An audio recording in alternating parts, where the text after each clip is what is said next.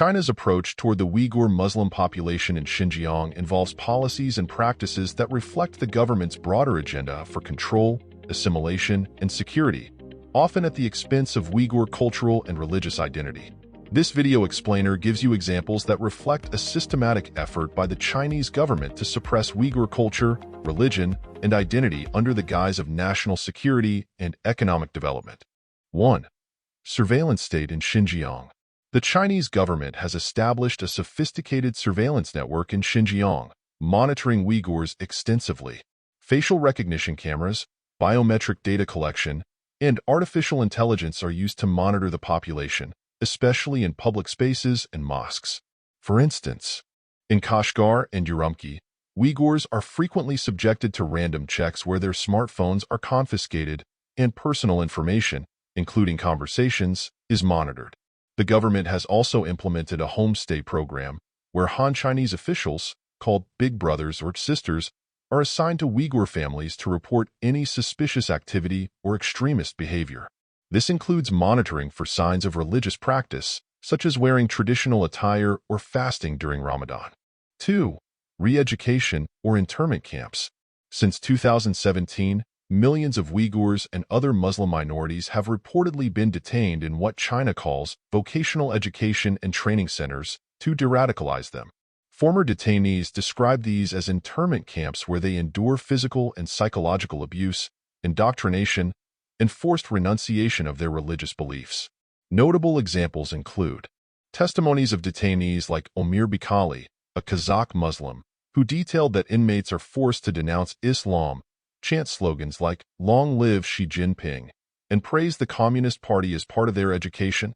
Reports from Adrian Zenz, a scholar studying Chinese repression, reveal that Uyghurs are made to memorize Chinese Communist Party propaganda, forbidden from practicing Islam, and subjected to prolonged detention without trial.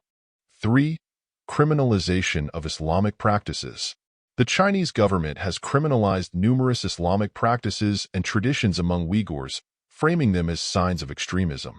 Examples include restrictions on wearing hijabs and beards.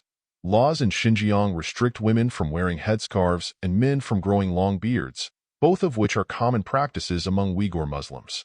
Authorities have labeled these practices as manifestations of extremism.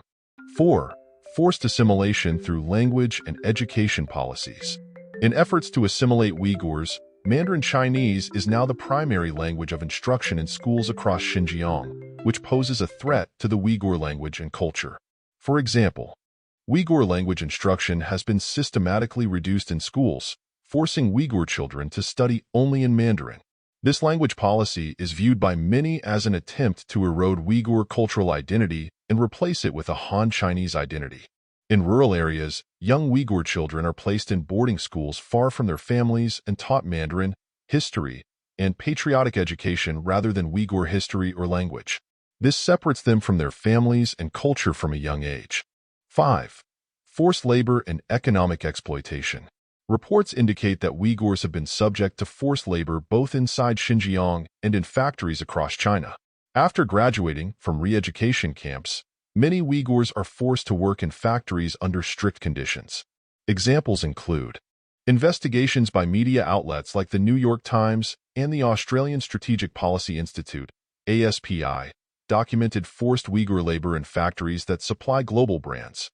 Uyghur workers are closely monitored and live in dormitories where they undergo further ideological training. Uyghur workers have been documented assembling products for large multinational companies, including electronics and apparel. These products are then exported globally, raising concerns about the ethics of supply chains connected to forced labor in Xinjiang. 6. Population control measures. China's policies in Xinjiang have reportedly extended to targeting the reproductive rights of Uyghur women. Evidence suggests mass sterilization and birth control campaigns, where Uyghur women are forced to undergo sterilization or have intrauterine devices, IUDs, implanted against their will. This practice aligns with reports from scholars like Adrian Zenz, who note that population growth in Uyghur regions has sharply declined, partly due to such interventions. In 2018, birth rates in Xinjiang dropped by nearly 24%, largely attributed to forced birth control measures. This is seen as an attempt to suppress Uyghur population growth.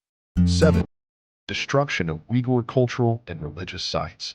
The Chinese government has destroyed or altered thousands of mosques, shrines, cemeteries, and other Uyghur cultural sites. For instance, a 2020 report by the Australian Strategic Policy Institute documented that approximately 500 mosques were damaged or demolished in Xinjiang between 2017 and 2020. Historic religious sites like the Korea Itika Mosque and other centuries-old structures have been demolished. These sites hold significant cultural and historical value for Uyghurs, and their destruction is viewed as a systematic erasure of Uyghur identity.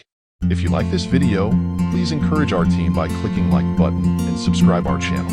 This will motivate us to make more such videos.